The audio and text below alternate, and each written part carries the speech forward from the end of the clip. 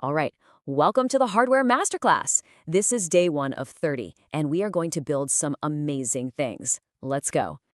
First mission, teach a computer chip its first word. But instead of text, we're going to use light. So, meet the ESP32. This little chip right here, it's the brain for everything we're about to do. And how does this brain talk to the world? Through these things called GPIO pins. It's how it connects to everything. GPIO can be input or output. To keep it simple, today we're focusing only on output, sending signals out. Our code is super simple, just 3 steps. First, we set up the pin. Then, we command it. And finally, we set the pace. The best way to think about it? It's just a light switch. Sending a high signal is flipping it on. Low is flipping it off. And just like that, you've done it. You are literally using code to control the physical world.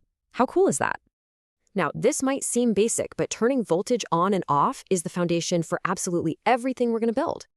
Okay, so we can send a signal out to make a light blink. But how do we get commands into our project? You'll find out tomorrow on day 2 when we add buttons into the mix. I'll see you then.